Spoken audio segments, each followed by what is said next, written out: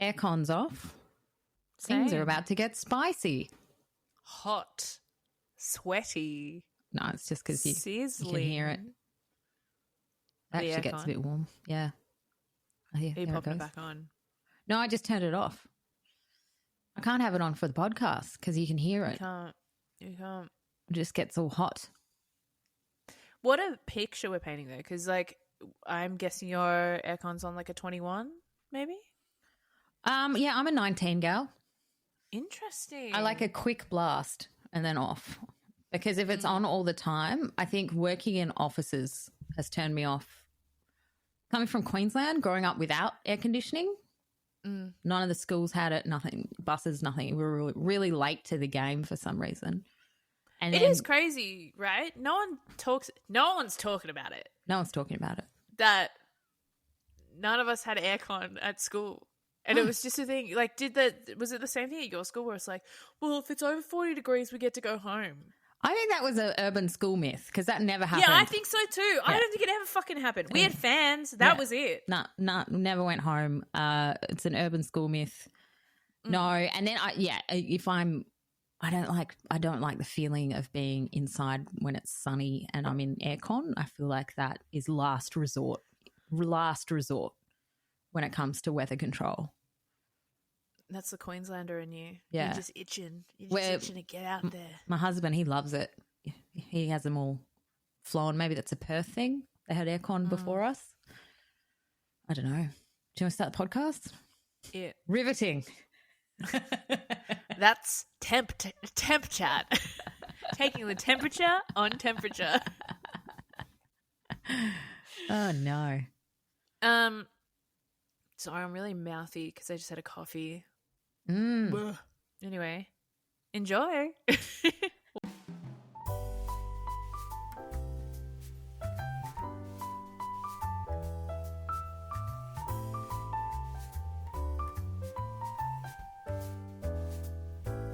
Welcome to Throwing Drinks with Jen and Maggie. I'm the Jen half. That's the Maggie half. I haven't done that one in a while. I'm so glad you don't make me do the hello after Hello. that. Hello. I'm the Jen half. This is the Maggie half. Hello. Hello. I think it just started on the first one. I don't think it's your fault. I think I might have started it. I mean, do we need to find blame?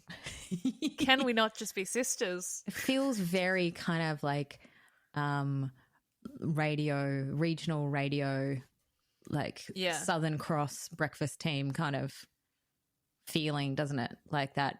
Yeah. Like ooey gooey in the lab in the morning. Honestly, though, I came across a few of these people on ABC radio and they have like a catchphrase. Love it. And then they would use it across their socials and stuff. Like, intriguing. Intriguing. Do you reckon there's any breakfast teams out there that have all three, and which is two men and a woman? We all know. That's what we mean by three. Yeah. Names. It's never two women. That are not, and not one of them is a nickname. Interesting. No. There's not. It's always like breakfast with Larissa, Maz, and the hog.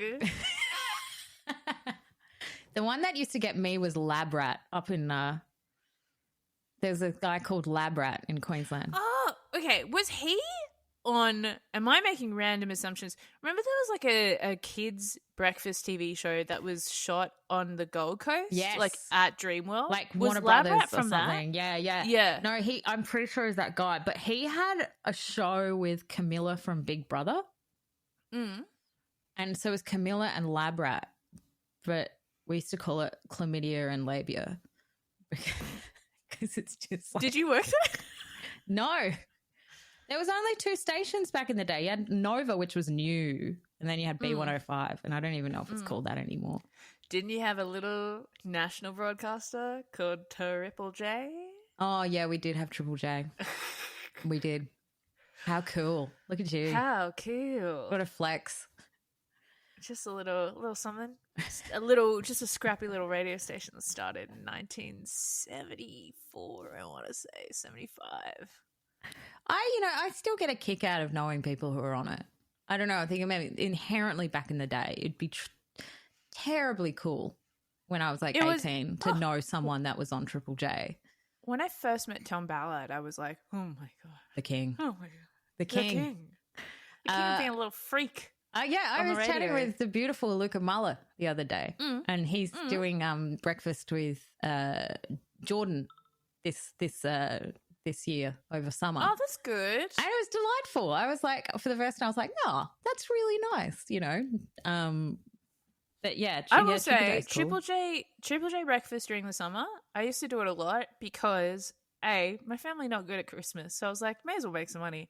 B, it's breakfast, so you get good time and a half, double time, and you're working public holidays. So like Christmas, I think it's like triple time or something insane like that, and you get cab charges to come in and out of work because you're starting before 6.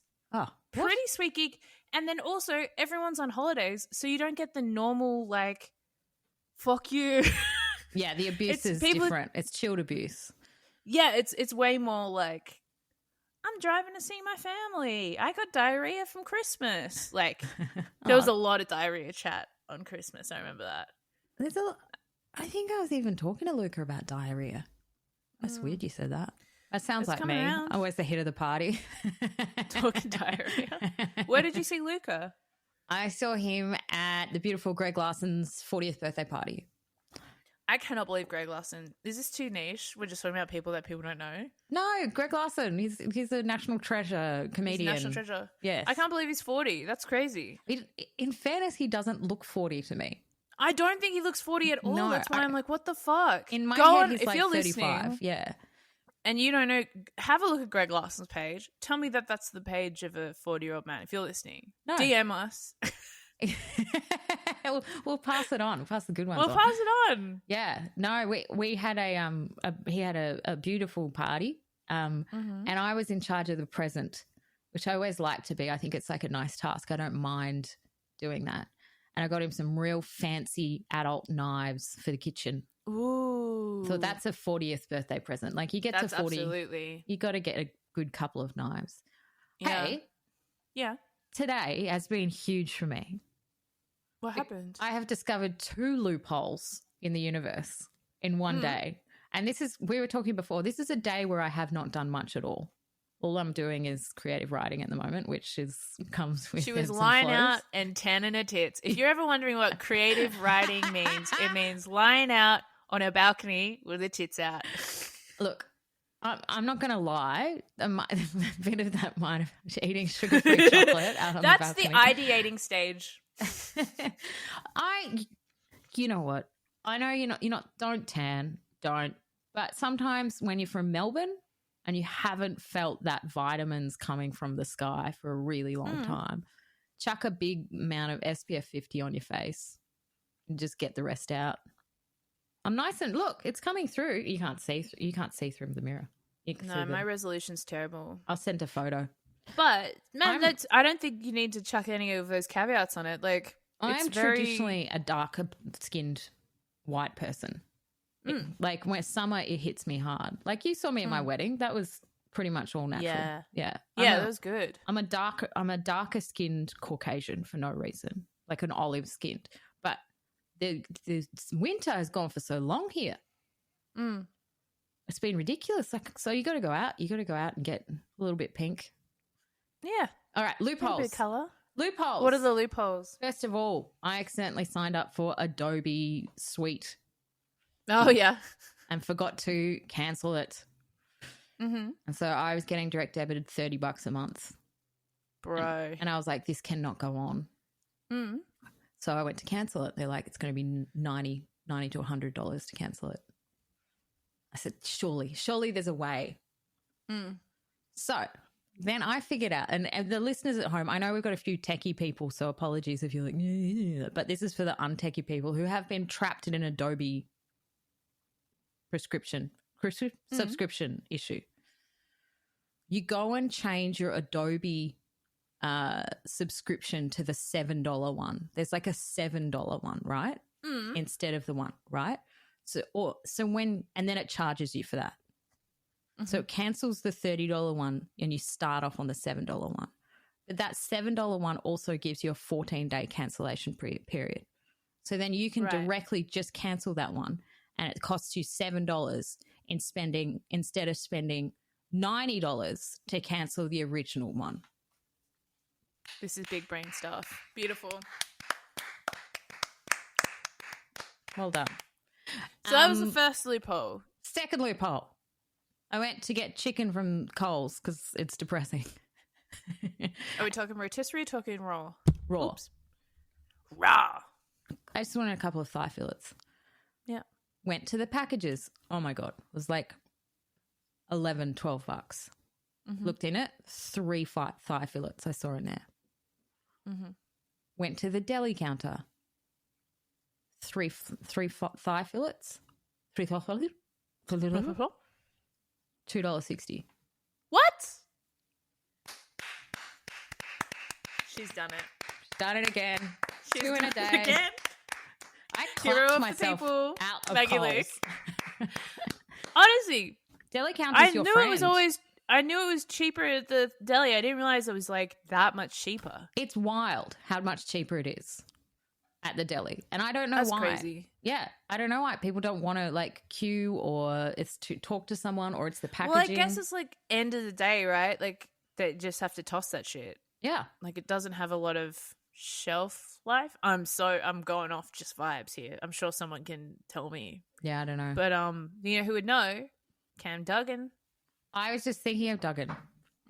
Cam Duggan is a beautiful comedian friend of ours. He also has a wonderful podcast called The Mug Off. The Mug Off. And he's also a butcher. Yeah. I think he might have gotten fired. Oh, no, really? But I'm sure it doesn't mean he doesn't have like exquisite knowledge of meat. Yeah. We've all been fired.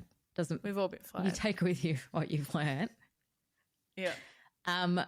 In fairness, I thought when he first told me he worked at the deli counter at Coles.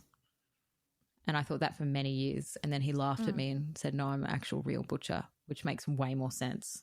I don't know why my brain went that way. But if you're looking for chicken thighs or chicken breast, go to the deli counter. Go to Cam Duggan's show.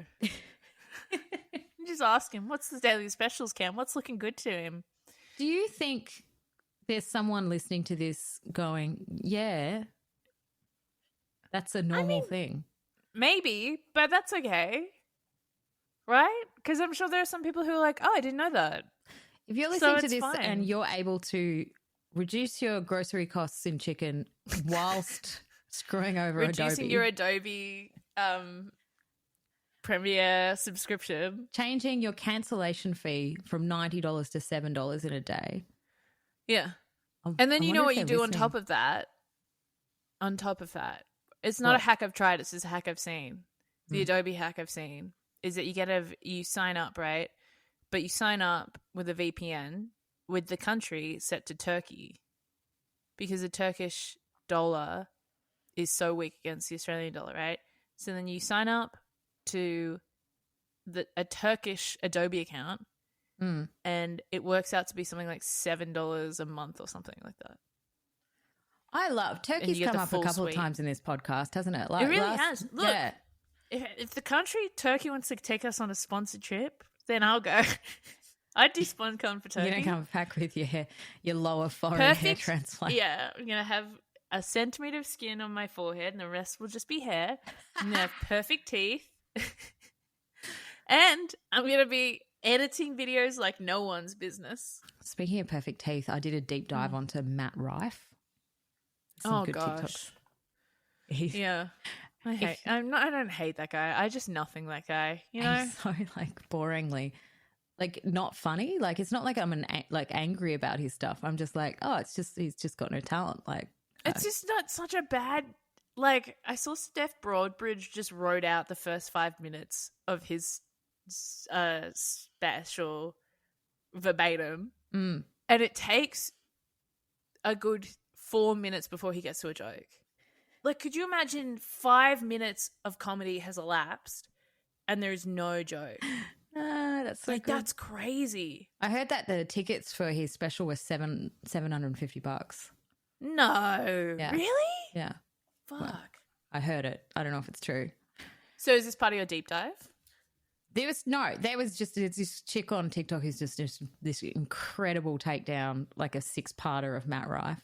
And if you don't know who we're talking about, it's a relatively new-esque stand-up from America who... So he's been like a comedian for 12 years, but then through the last few years just really blew up on TikTok. Specifically, he did crowd work videos, and a huge part of his audience, because TikTok is more female heavy, his audience became incredibly female heavy. But because he's like a fucking corny ass fucking male comedian, he resents the women who support his career and blew him up, so he's playing fucking stadiums and whatever and having New York Times profiles written about him. It's then wild. he puts out this hastily fucking put together Netflix comedy special. And again, the first 5 minutes is one joke. And and now everyone's like, and the joke's like a real shit domestic violence. It's not even clever. It's not an offensive domestic violence joke. No. It's just kind of a joke that the logic of it doesn't track. So you're just kind of like, huh. Yeah, I'm all for dark humor. And I think the same person I was talking about put a fantastic bit of comedy from Mark Maron. Maron. And as an example of brilliant dark humor, it was one of his specials, and it was going through in detail, kind of saying goodbye to his partner who passed away from COVID. And it's just beautifully done. And it's so dark and it's so crook. But the thing he's talking about himself.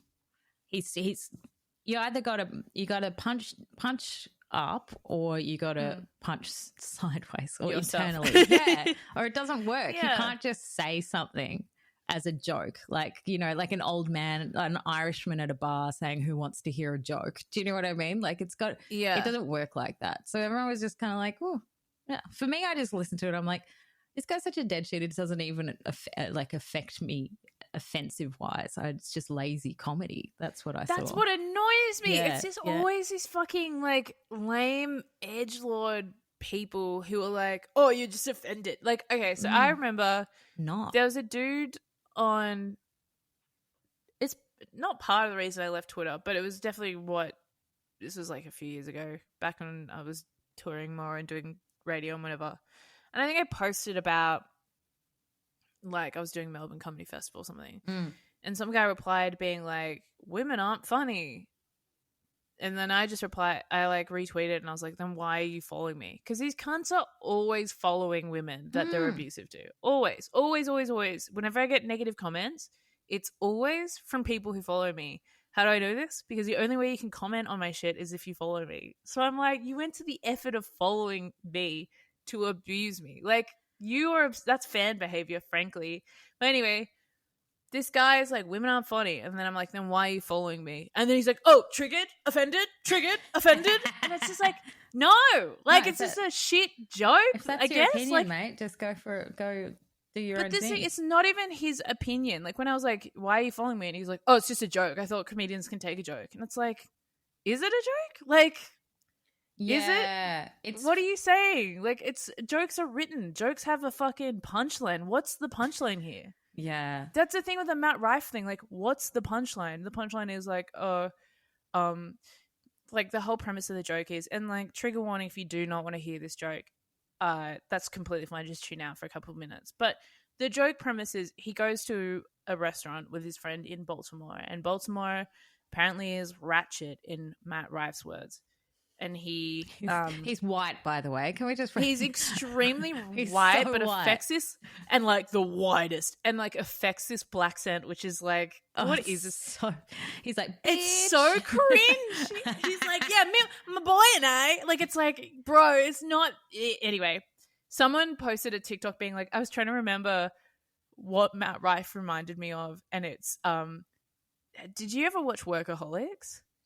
Oh, yeah, back in the day. there's an episode where one of them tries to do like Def Jam comedy style, but again they're super white, and so it just is like him being like, "You ever walking with a lady?" And it's just the most cringe fucking because anyway, but it was perfect anyway. So the joke is he's gone to a restaurant in Baltimore, and the woman serving him has a black eye, and then the friend he's with says, well, why couldn't they, if she has this is the face of your restaurant, if you have a black eye, why don't you put her in the kitchen? And Matt Rife so wittily perceives, he says, well, if she was good at being in the kitchen, she wouldn't have a black eye. Yeah. And it's his just opener. like, that's his opening. Again, like, it's lazy. As a fucking writer, as a comedian, your opening joke has to be so fucking strong. You take 5 minutes to get to that weak fucking joke. Like, how? What the fuck? It felt. I watched a bit of it because it was on when I was hanging out with Bron, and because you're a Rife head from way back, and it felt like they'd really rushed it. They were like, "Shit, we've got to do it now while you're popular." You've got 3 weeks and 11 douchebags to help you write this. We've got 1 rehearsal.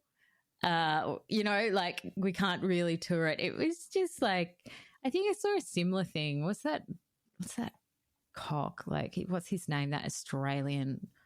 Was it Isaac Butterfield? Oh, yeah. He's another one like that. That just makes me laugh, but in the wrong way. Not the way he likes. He did a video about me too. Did he? Yeah. And he's done one about like Nina Oyama and like a bunch of other women in the thing he doesn't like. Like, it's just fucking. That's so funny. Because I was seeing him getting interviewed by some American podcast, and he was just going on about how he had to leave Australia because everyone was so offended. So offended all the time. And you're like, dude, I'm not like, your stuff doesn't offend me. It's just lazy writing. It's just not good. It's like really lazy writing. If you want to, like, you can't, like, you're just not very good. That's why you have to leave. No one's booking you because you're actually just not very good. Like, if you want to be crazy and edgy, go for it. But you're not doing it well. Not at all. I don't think people are good for the first 3 years of being a comedian. No, you shouldn't be. I don't think you should stand by anything you wrote in the first 3 years of being a comedian. And the thing is, like, these people get so much. I mean, Matt Rife, I would say, is almost the exception to the rule, where I'm like, how have you worked for 12 years as a stand-up and not been able to write a single fucking joke? Like, that's crazy. It's so good. That's actually a talent, to not be able to write a joke, and you've been touring and working for 12 years. Like, that's insane. Yeah. But he's got that really, that he must have just talked his way into so many things. And now with the alleged jaw implant, like, you can't see it, unsee it. You can't unsee it. So funny. I think what led us into it is the teeth. Yes. It was pointed out that he got veneers, but he only got 6. So, like, when he smiles, you can still see what's happening behind the veneers. That's so funny. He should at least use that Netflix money to fix the rest of his teeth. Oh, he does, like, there's, like, so many surgical, like, what is it, cosmetic surgical people online just pointing out the filler, the jaw. And then the thing is, he goes on all the interviews and really only talks about how hard it is being attractive. Is he attractive, or is he just rich though? Like, you know what I mean? He's not attractive. He looks, I think I saw one comic saying that he looks like every woman he's dated. Like, it's just that he's got Did you see that video of, I think he was interviewed by Tana Mongeau. He went on her podcast and she's like, so why do you think people, you're copying so much slack at the moment, And he's like, I think people just hate me because they're jealous. And then she goes, is that why you think people hate Osama bin Laden? Because they're jealous of him? What a fucking legend. Oh, my God. Yes. So good. Speaking of American TV, shall we get into a bit of a quick recap of what we have watched this week? And look, can I preface this with apologies if there's been some confusion, because this is what's happened. I have watched the show and then been fed by a wicked, wicked woman in Sydney the What? preview clips to the next. I didn't feed you anything. To You the can't next blame. How do I episode. not remember the preview clips then, and watched you the remember them? And think they're part of the original episode.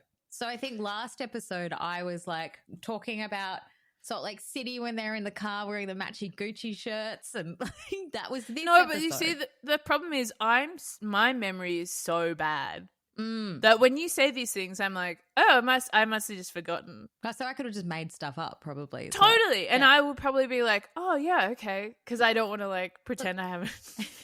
We never claim to be a recap podcast. We just talk about it. No, we're just two silly billies. So just chill.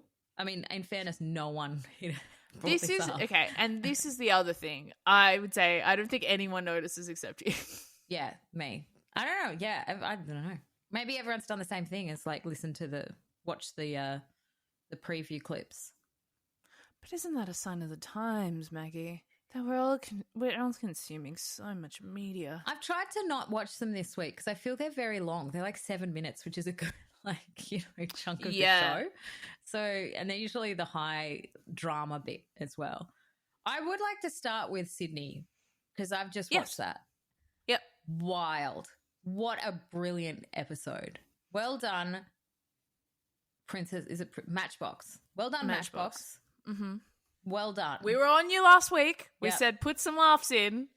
But this week you came through. Well, I don't know if there were the laughs. I don't know if it was intentional, but it was wild. Like we really, Terry Biv really has come out of her shell. Come out of her shell. That's Irish. She's come out of her shell. Come out of her shell. Yeah. Yeah. Her accent is wild. There is no way she talks like that normally. I reckon she does. I absolutely reckon she talks like that normally. I think that is her normal accent. Oh, you know what I did read? Because I tried to look her up to see where she, like, what's her origin story? Like, where that accent's from, if that's new. Des Moines, honey, as we pointed out last episode. I stumbled across a article about their house. Mm-hmm. They've been building it since 2014 in Vaucluse. Is it Vaucluse? Fuck. Vaucluse, yeah. So they originally bought it like a little house, and they've knocked that down. They're trying to build a 3-story house to get the harbour views, and it's just been constant barrage of legal issues. I'm looking it up. And they've come out saying it's not because we can't afford it. And I always think it's like, I don't know. They say it's not because we can't afford it. It's genuine, like, legal building zone issues. And I mean, that's true. And Vaucluse is like, you would have so many people being like, if you even incur a little bit on my harbour view, I'll kill you. You know, like it's that kind of thing where they're like, everyone's probably lawyered up to the wazoo and is like, ugh. So for us non-Sydney siders, is that like the Toorak of Sydney? It's like Toorak, but more expensive. It's the like cream of the crop. Like that's why I think her accent is like that, because Vaucluse is very like plummy. Like it's crazy money. It's dead on. Like you are facing the harbour bridge. Right. A lot of these people have private access to beaches, or they have their own boat ramp, or they'll have like a little boathouse on the boat ramp. It's next to like the yacht club. It's very, very, very exclusive. So like, is that where Hamish Blake? Yeah.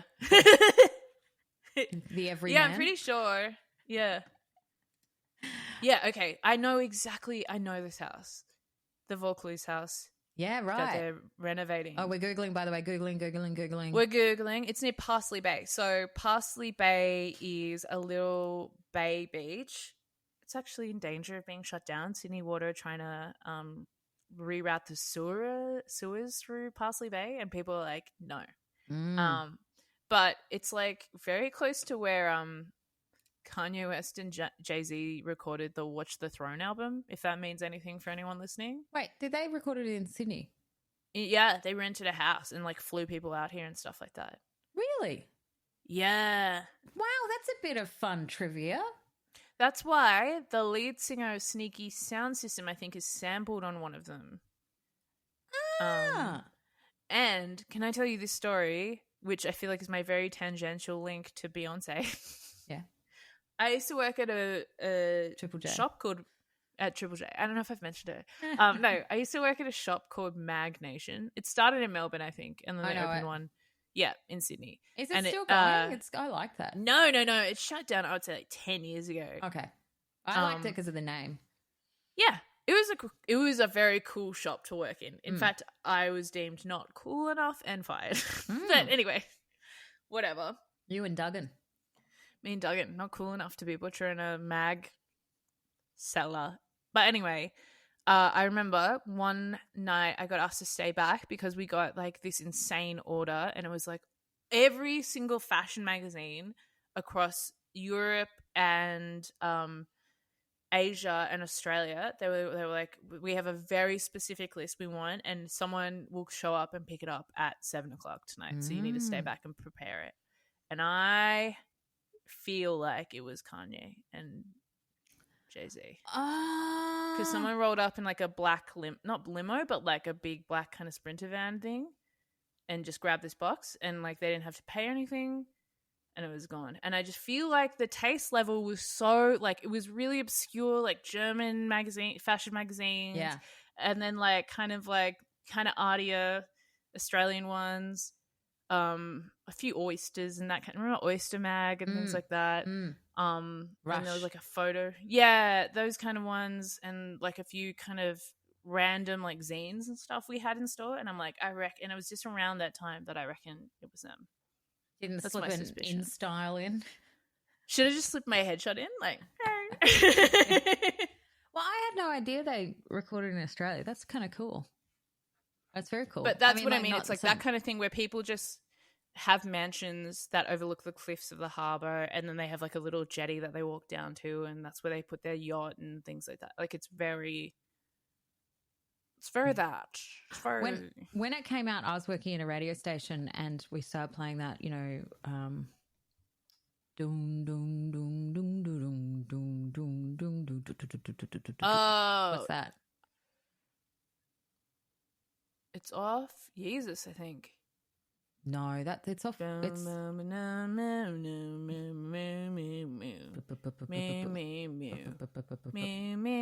yeah, it's no, it's from the Jay-Z, and it's like the first track, isn't it? No, that's the opener to Jesus, I believe. I'm looking it up. I'm Googling. Oh, well. Oh, she's Googling, honey. Black Anyway. skin head. Oh, yeah.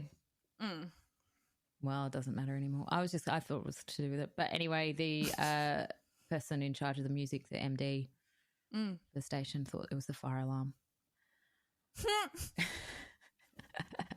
That's the taste level we're at. Well, so what a segue. But I really enjoyed Sydney. Yes, they were the kind of the last episode of them in Japan. Mm-hmm.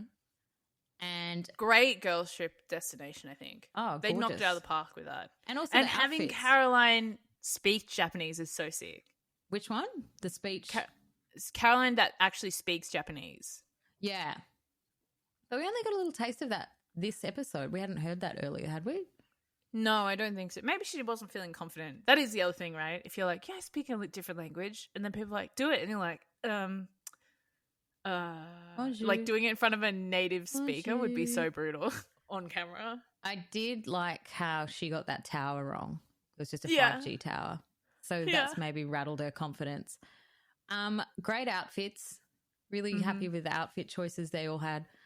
Now, Nicole's hat when they went out for their fish market day. I love Nicole's hat. Très chic. She's so chic.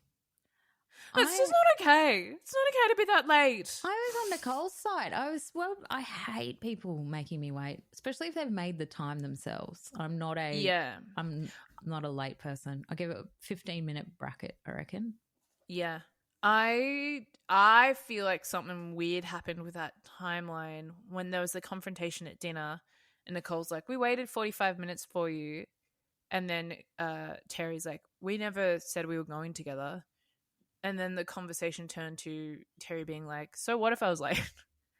I'm like, what happened there? Like, I feel like we're missing a chunk of the conversation. I like Terry Biv, but she got mean. She was mean to Nicole, I felt, in that conversation. She was like, are we friends? I don't think we are friends. I don't hardly know you. I was like, oh, this is good socialite mean girl shit coming out that I love. And I think Nicole looked really taken aback because I think she didn't – potentially her delivery is more harsh than what she – I don't know. I don't think she – Nicole's delivery? Yeah, I don't know if Nicole expected Terry to dish it back like that.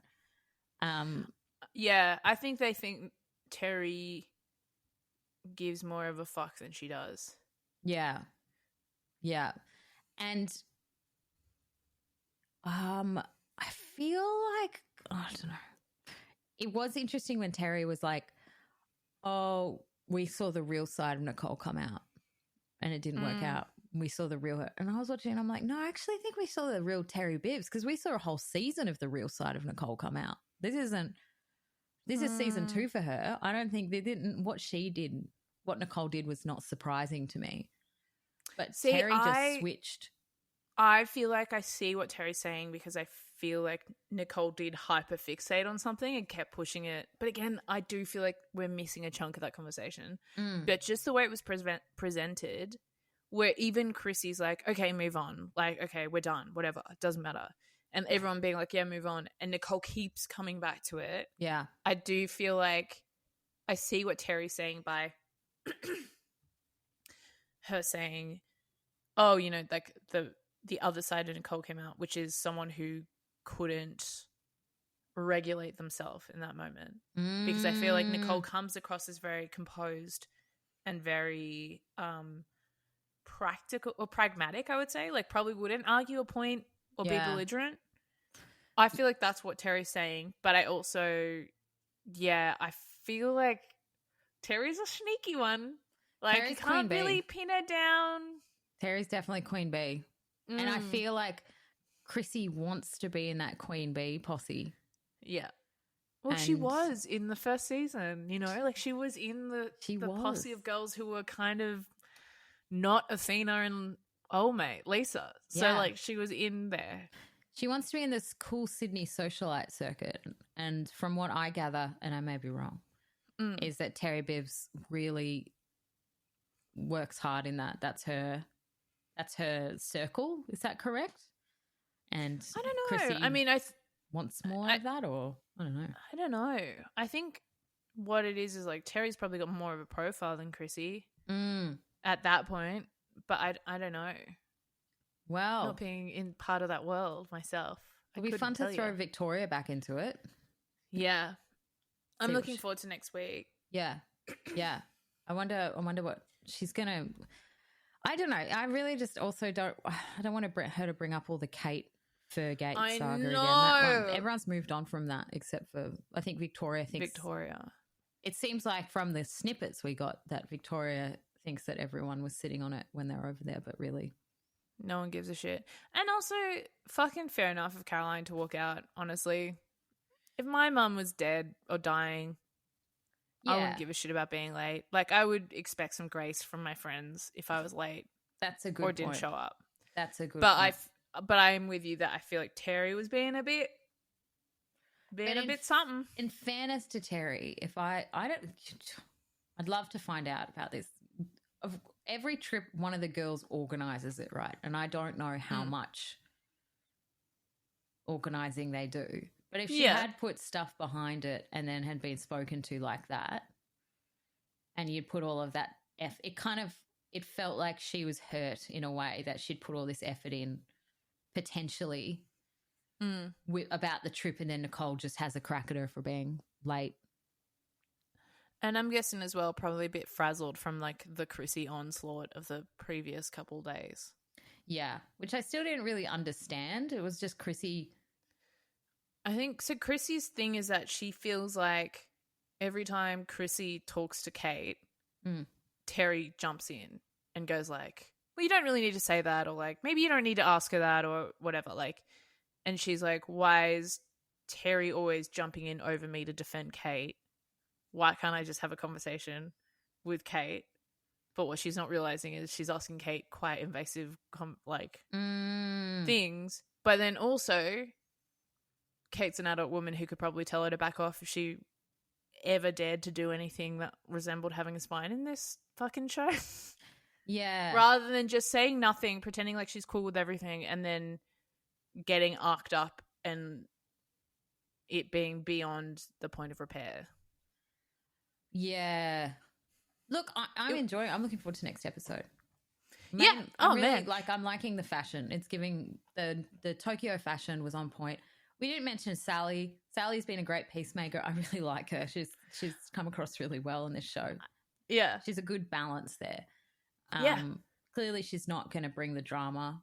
She seems like it's interesting to go through that stuff she's been through in her life and then go on a show like this. Because, like, for me, when big personal moments happen for me, it really dissolves pettiness and brings together the people who matter and what's important.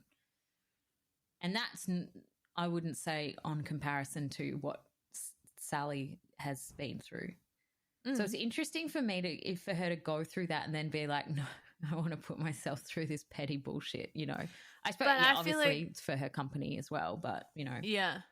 It's interesting, right? Because because I think Sally is quite grounded, like you're saying. Like, you go through those experiences that she's been through, and it's kind of given her a really good perspective on life and kept her very grounded. And I don't really think of housewives as peacemakers or grounded people with like a wisdom and perception to share. Like, yeah, she's definitely the Chica. She was Chica, Melbourne's Chica, Sydney's Chica. Sorry. Speaking of cheeky or Chicas, I don't know. I have no segue. But Beverly Hills. Oh, yes. I wrote some notes on this one. Oh, amazing. We got to talk Beverly Hills. The start of the dinner party from Hell Part 2. What a lineup. What a setup. Well done, producers. This is great TV. I was screaming. This is a classic example of producing a situation, not the people. This is exactly what they're talking about, and it's perfect. Oh, when Camille and the notorious Faye Resnick, the morally corrupt Faye Resnick, when they clock each other, stunning. The whole, like, I don't want to sit across from her, and they, like, swap it. I'm like, this is amazing. There's so Denise many being things. back, I'm like, that's so good. There's so many things to pick up on. First of all, it's a weed party, which is wild, right? So they've set that up knowing that it's a few people are going to lose inhibitions. Totally. And also from someone who's sober. Yes. Is weird. It's weird, but she's obviously California sober. Because Mauricio was hitting the like duties. Her pretending like, I'll just try a little, like, whatever, shut up. They've come a long way since the Amsterdam trip. Remember when they all didn't, the one weed brownie and they hardly touched it. So now they're having a dinner party based on it. Then you've got Camille Grammer and Denise Richards, the two most contentious ex-housewives, bar Brandy and Gladville, arrive wearing very similar outfits. And Denise is clearly inebriated before she even goes through the door. Yeah, that was a bit grim, honestly. What is going on there? She was losing like control of her face almost. It screamed of I took a pill and had a drink. That's what it allegedly would have felt like. Allegedly. Yeah. And then I don't know if you would have noticed this, but there was a fantastic Easter egg in the lineup there. Because you don't watch Atlanta, Cynthia Bailey, one of the not OGs, one of the biggest names to come out of Real Housewives of Atlanta, weirdly is at the dinner party, and no one's brought that up. There at all. So then you've got, I mean, we've skipped the start of the episode, but I don't think it's worth, you know. I mean, Kyle getting a tattoo. We meet Morgan. Whoa, what an episode. I completely forgot that. Yeah, because honestly, we are talking about them revisiting one of the most iconic Housewives episodes ever, which is the dinner party from hell with Alison Dubois, vape queen, ahead of her time, telling Kyle that her husband will never emotionally satisfy her. Then cut to 13 years later where Kyle's pretty much on the brink of divorce with her husband. and the same characters around the same table, except Denise Richards is now a friendly addition, plus the new housewives. Plus, we get a new housewife in this episode. Yeah. Who's vocal? So, like, there's a lot to go on. But we should also absolutely talk about Kyle and Morgan Wade. We finally meet Morgan Wade, who has the weirdest voice. I'm sorry if that's your voice. I didn't like anything about that whole thing. That made me feel weird. I mean, like, it's just someone did a slow-mo and a zoom in. Yeah. Of them, like when she says hold my hand when she's getting to Morgan. And that handhold is not a friend's handhold. Tell me about this. Dive into it because this is a moment I missed. Tell me about it. So, when she's lying there and she's been flirting with Morgan the whole time, and it's kind of, felt like it either hasn't been reciprocated or she is not comfortable in front of the camera. I think Morgan's not comfortable in front of the camera. So she goes in to get the tattoo done, and she goes, "Can you hold my hand to Morgan?" Mm-hmm. And the hand hold, I'll do it. Jen, you describe what it looks like. Yeah. So it's like. So what's happened is Maggie's gone from palm across palm to then the fingers intertwine, and then kind of. The fingers are over the palm again, kind of like a mixture of both, which very much I feel like what you're saying is it was going for intimate, fingers intertwined. Then there was self-consciousness. So then it went to palm across palm. But what it is like just wanting to touch each other. Oh, nail on head. Mm-hmm. It's the kind of one that if I said to my husband, can you hold my hand? We'd do that. But if I said to you, Jen, can you hold my hand? I think it would just go straight. Like if we held hands, subconsciously, I love you, but it would go palm on palm. Yeah, it's a subconscious friendship handhold. Yeah, and then there's an intimate. We've been intimate, therefore crossing fingers a few times is. I would almost say as well. Like, do you remember being early sorry? Do you remember being early in a relationship as well, and that moment of crossing from hand on hand to fingers across fingers? Oh yeah, yeah. And it's a very electric moment. It's similar to the hand one on base of back. Yes. When it moves from across shoulder to base and back, that's when intimacy is either happened or about to happen. Yes. So there's definitely within that moment, it made me feel weird, not because of like if they're together, that's fine. But it's just we still don't understand what's going on. So you don't want to jump in and make an assumption that these guys are sleeping together. Even though where there's not even smoke. What's thicker than smoke? It's like solid it's like ash. We're getting like first degree burns. First degree burns when there's fire kind of stuff. Mm. And do you know what? I was talking about this with mates on the weekend. Kyle is coming across as furious with Maurizio. Yes. She's angry. And so are you really doing this, or are you doing it to get back at someone who's hurt you so deep? Because she's acting, her whole demeanor through this entire season has been angry. She's angry at friends. She's angry at position. You're angry at not understanding, all of this stuff. She seems angry. Kathy as well seems really tense. Yeah. And then, but she's not, the only time she hasn't been angry has been in that tattoo scene. Not angry, just frustrated, I think. Charged, I'd feel. Charged, yeah. When she's around him, she's just like really defensive and closed off. And that screams to me of someone who's been deeply hurt. I think as well with like the tattoo thing, like taking Morgan out of the tattoo thing and just the fact that she is kind of pursuing tattoos. Is it's on par with getting a new haircut, where it's like it's you reasserting your own physical agency, and so it's also creating like a layer of distance between her and Mauricio.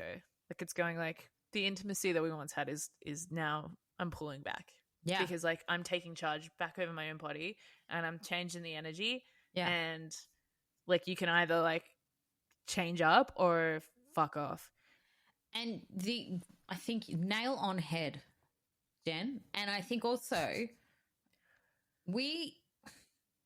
he's obviously hurt her, from my perspective, hurt her in a very deep way, that he has not critiqued what she's doing with Morgan. And that potentially is because of someone who's done something really terrible to someone. Therefore, they're not in the position to speak out negatively over the actions of their partner. Hurt people, honey. Exactly. I reckon, and if this happens, we will find the clip of me saying this. I reckon we haven't heard from the third party on Maurizio's side. We've seen him hold hands with someone, but what has been the actual event that has caused this? And are we going to hear from the person who was involved? Do you think it is infidelity, or do you think, because in my mind, I feel like there's maybe it's almost wishful thinking from me, but like, do you think maybe it's just like general estrangement? Just because the way he says, yeah, I've got to go to, I can't remember where he's going, golfing or whatever, but it's traveling somewhere without her. And she just seems to have this like fatigue. And he's got businesses all over the country, and he's like going back and forth between Mexico and all these different places. And, you know, he has his own Netflix show and all this stuff. Like, do you think she's trying to get his attention? Yeah, or maybe like she's just kind of grown tired of trying to like keep him in one place. Yeah. Babying and him. Yeah, and I feel like maybe, you know, her kids are getting older and all kind of about to leave for college, or she has one like, you know, fully adult kid.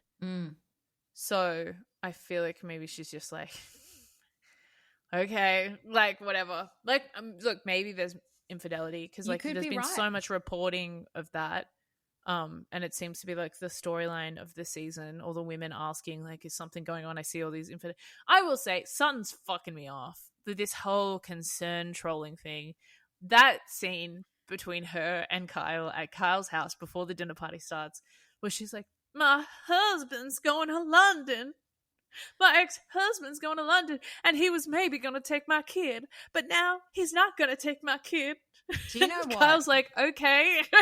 Someone made a really good point online that Kyle hasn't been Kyle is not getting divorced or hasn't started the proceedings, because they said the fact that she had little to no empathy of the stress, pressure, and trauma of a separation and custody hearings and things like that, had no empathy of, and I'm not saying Sutton is not being, you know, but she just had nothing. She had nothing on her face. She couldn't relate to the issue that Sutton was saying in a way. But in saying that, Sutton was like, it was the wrong time, and it was obviously not really comparable of what Kyle was going through. But I am kind of enjoying Sutton saying, but what are you really saying? And then Kyle being like, yeah, but what are you really saying? And it's just a really saying off the whole time. And like, you could see, and all the women being like, yeah, but what are you saying? I'm so confused. I'm excited for Denise to get involved next episode, because I feel like she is about to jump in at a certain point. And, you know, also noting Dorit's outfits are they're really subtle this season compared to what they used to be. Have you noticed that? I know we talked about it last time, but again, it's definitely a bit more modest, isn't it? I'm liking it. Yeah, Dorit's slaying it. You know, I don't know where this will go, whether there's got to be some kind of Kyle reveal with more information in this season. Yeah, I can't just do this for a whole season where they're like, there's nothing, I'm not talking about it. Like, yeah, it smells a bit like the Salt Lake black eye, you know? Yeah, if there's no resolution to this, I'm going to be very annoyed, because I feel like they're coming off what was a bit of a flop season last year. And then if this is the most they can do to like drum up tension, I'm just kind of a bit like, okay, it feels cheap. I will say, what is going on with Sutton's drinking? Like, when she and Garcelle go to the restaurant and Sutton pulls out her juice to pour into the vodka she was drinking. Yeah. It's interesting, isn't it? That's so weird, especially at a restaurant. But rich people are weird. Rich people are weird, but like, she's on a TV show. I don't know. I feel like either she's trying to force an affectation or maybe she has a problem. Grape juice problem. Yeah. Just quickly, is there anything on Salt Lake that you want to talk about? Trying to remember what happened on Salt Lake.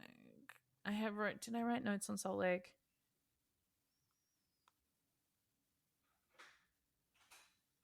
No, I didn't write notes on Salt Lake. Jen's Is there anything writing about notes on stuff now? It's really impressive. I've been writing notes this whole season. It's all up here, baby. That's why. In the memory dome, the mind palace. That's why there's been issues. Yeah. Anything for you for Salt Lake? No, it's a bit of a build episode. I'm excited about them going to Barbados. Yeah. That'll be fun and see what happens, but nothing huge there. Watched Miami again, watched Married to Medicine again, and watched Southern Charm again. Nothing huge there. I still would love you to get into Miami if you have time, Jen Frigga. I did watch the first episode of this latest season. I found it a bit of a struggle. I like the vibe though. I will continue. Did you watch Potomac? Yes. Okay. Mia's lawyer killing himself? Wild. Same thing that happened to Robin. Yes. Insane. And just like, I don't know. That's just come up as well.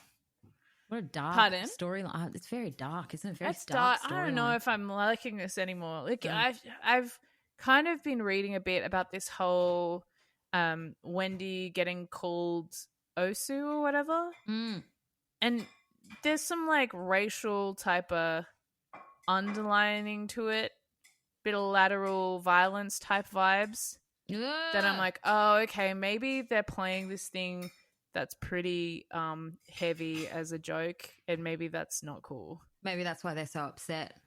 Yeah, I don't know. I'm probably not the best. I need to do further research.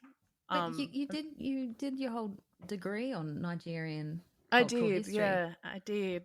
Didn't touch on that. No, but just I don't know. It just seems weird. Well, hopefully they can filter that out a bit and have fun in Barbados. What am I saying? I hope so. Hopefully the girls can have fun in Barbados. Oh, no, the girls are in Austin, remember? Keeping it weird in Austin. Who's going to Barbados? What's in my head? Salt Lake's going to Bermuda. Salt Lake's going to Barbados, yeah. So I've always wanted to go to Austin, so I love it when they go to Austin and do stuff and can see around the city. If you're from Austin, hit me up. Oh, don't just hit the mic. Don't hit me up like that. I just hit the mic also. Oh, really? In solidarity. We're running out of time. Yeah, but we've good chat. Yeah. We've done loopholes. We've done a lot of Sydney and a lot of Beverly Hills. But it's coming to the pointy end of Sydney, and I'm actually really looking forward to it. Yeah. And we know who's hosting the reunion. We do know who's hosting the reunion. That's not public knowledge yet, is it? Don't think so. I don't know. I don't think so. We'll find out. But good. It's very good. It's good. It's very good. The Sydney reunion, that is. Yes. Because Alex Perry, no, it's not him, and I don't want to say too much. I don't know if you can say that either. It's not Alex Perry. But has that been announced that it's not Alex Perry? Yeah. Well, it's not Alex Perry then. You're breaking the news. I'll take this out. Hang on. Can you just Google it? See if it's announced. Let me just say it. Yeah. You probably, the people listening, if you're a listener there, you probably know, and you're screaming down the headphones going, girls, this is old news. Season 2. Yeah, she's Googling. She's typing. She's got her Google face on. Googling it. Reunion episode.